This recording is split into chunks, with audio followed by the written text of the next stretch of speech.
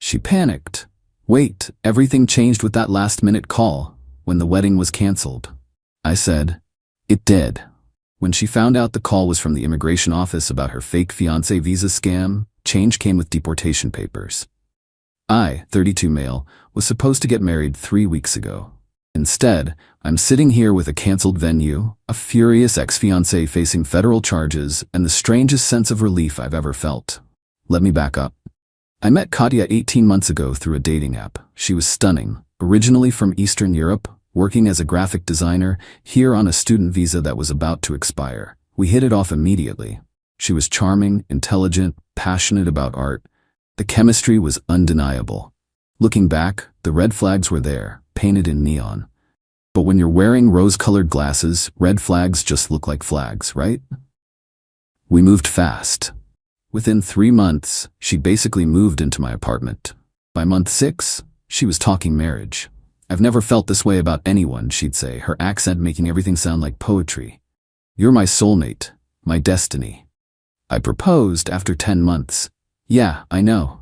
But she seemed genuinely devastated about potentially having to leave the country. Her visa was expiring, and she'd been rejected for a work visa. I can't imagine life without you, she sobbed one night. But I understand if marriage is too fast. I'll just go home and we'll try long distance. The thought of losing her was unbearable. So I proposed. The K1 fiancé visa process started immediately. Katya handled most of it. She said she understood the system better. I signed whatever she put in front of me. The interview at the embassy went smoothly. She coached me on what to say, how to prove our relationship was real. We had hundreds of photos together. At shared bank statements, she'd added herself to my account to show commitment. Love letters she'd written. Wedding planning consumed our lives. She wanted something elaborate, 150 guests, most from her community here. I'd never met most of these people, but she said they were like family to her. The wedding was costing me $35,000, my entire savings plus a loan from my 401k. 2 weeks before the wedding, something weird happened. Katya's phone rang during dinner, and she practically lunged across the table to silence it. The caller ID showed Dmitry, husband. Who's Dmitry? I asked. Her face went white. My cousin. It's joke from when we were kids, like play husband, you know? Something felt off. That night, while she showered, I did something I'm not proud of. I looked through her phone. What I found destroyed me. WhatsApp conversations in her language, but Google Translate revealed enough. Messages to Dmitry about the American idiot, discussions of payment schedules, references to other clients. There was a whole network. Katya wasn't just committing visa fraud, she was part of an organized operation selling fake marriages for immigration purposes. The messages laid it out clearly. She'd marry me, get her green card, then divorce me after 2 years and bring Dmitry over as her new husband. He was actually her real husband. They'd been married for 5 years back home. The $35,000 wedding, half was being funneled to the organization running this scam. I sat on this information for 3 days, physically sick. Then I made a decision. I contacted ICE, Immigration and Customs Enforcement, and the FBI.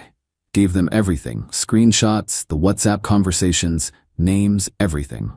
The agent I spoke with, Special Agent Rodriguez, was very interested. Turns out they'd been tracking this network for 2 years. Katya was a small fish, but she could lead to bigger ones. They asked me to go through with the wedding. We need to catch them in the act, Rodriguez explained. If you back out now, they scatter. But if we can document the fraud as it happens. I agreed.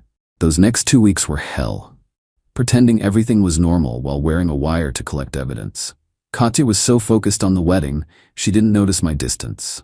The morning of the wedding, 2 hours before the ceremony, my phone rang. It was Rodriguez. Answer it and put it on speaker, he'd instructed me earlier. Make sure she hears. Mr. Fitzgerald? This is Special Agent Rodriguez with Immigration and Customs Enforcement. We need to speak with you immediately regarding your fiancé's visa status. Katya's face went from bridal glow to ash gray in seconds. Wait, everything changed with that last-minute call. We can't, the wedding, what do they want?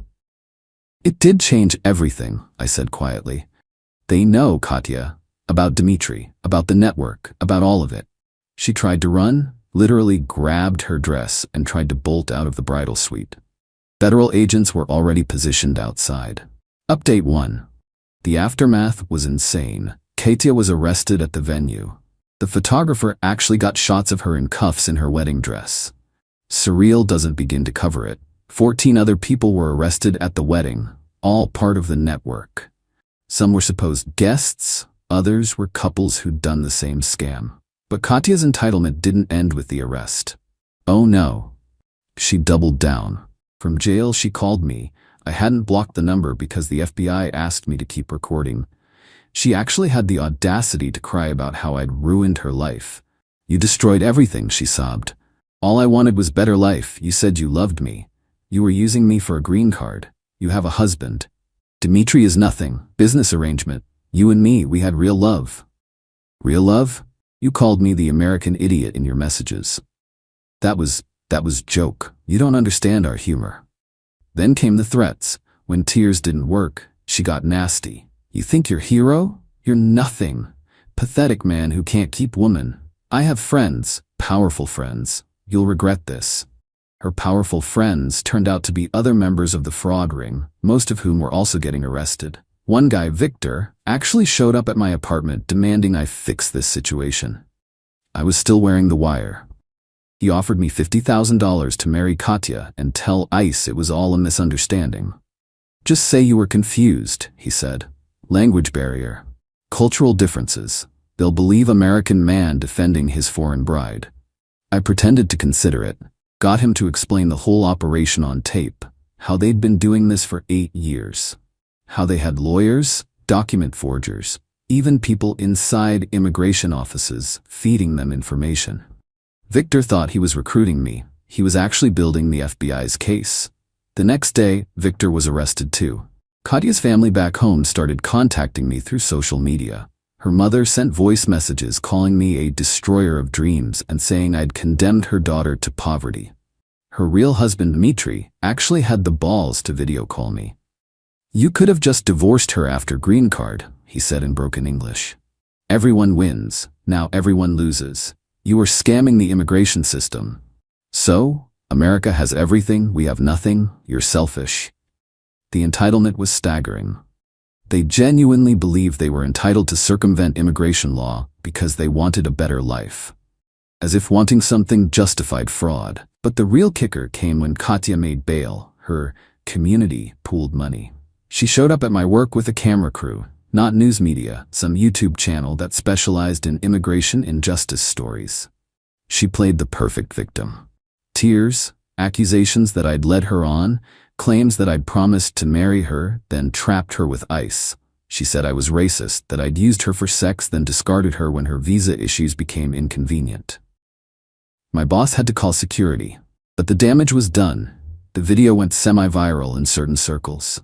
I started getting hate messages from people who believed her version. That's when I released my own evidence.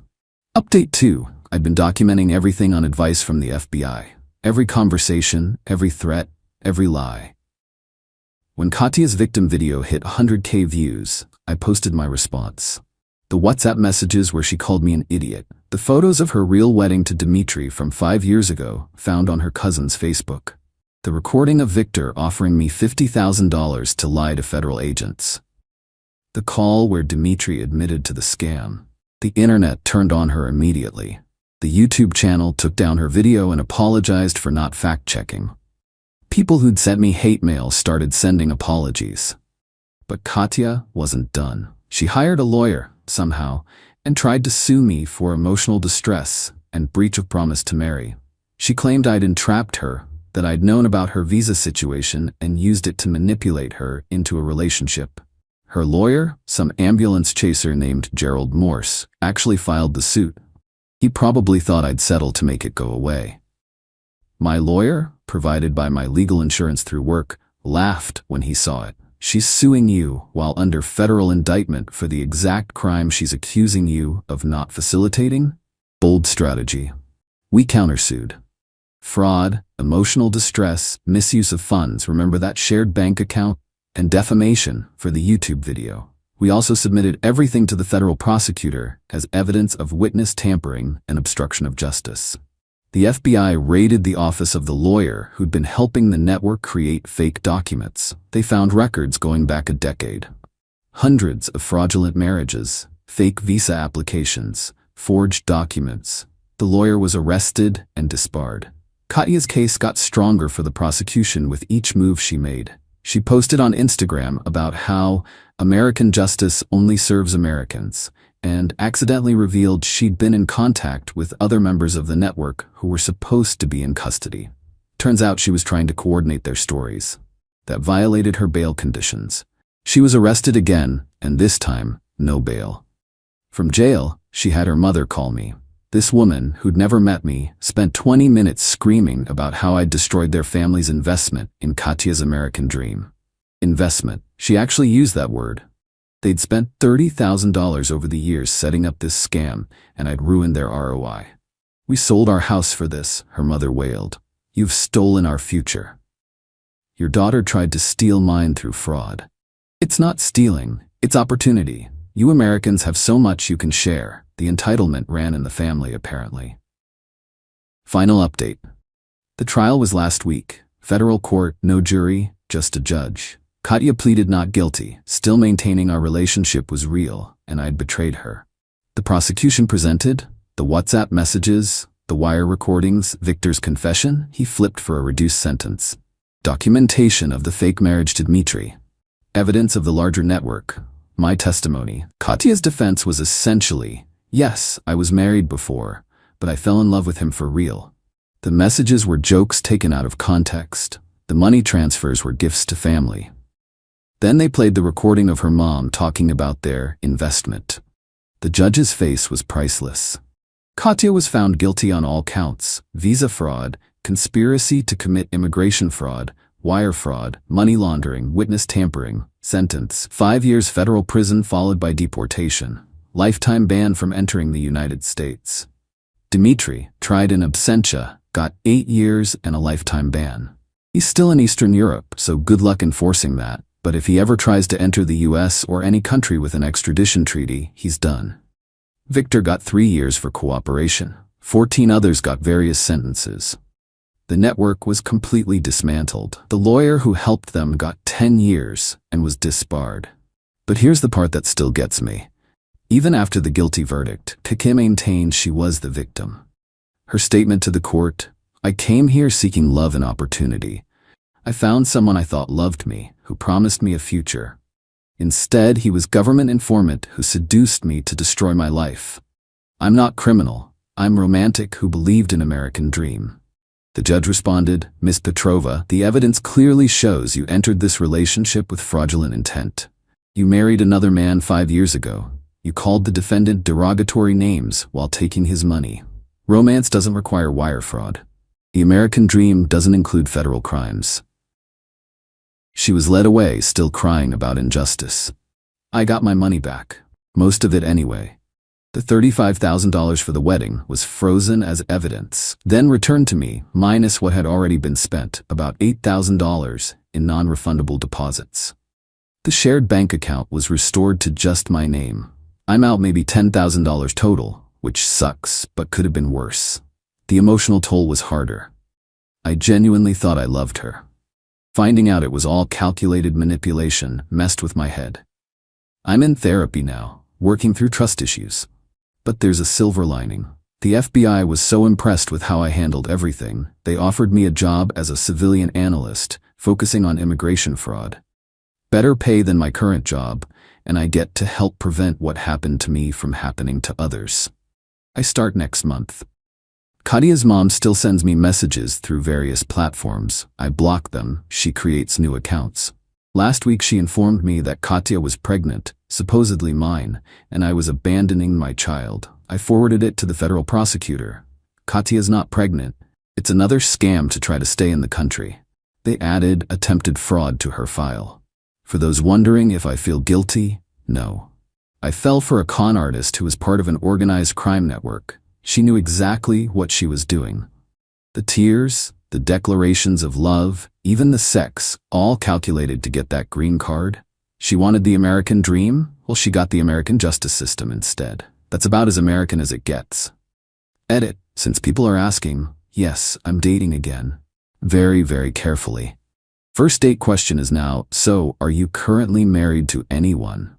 The woman I'm seeing now, met through friends, not apps, thinks the story is wild. She jokes that she should show me her birth certificate and tax returns before our next date.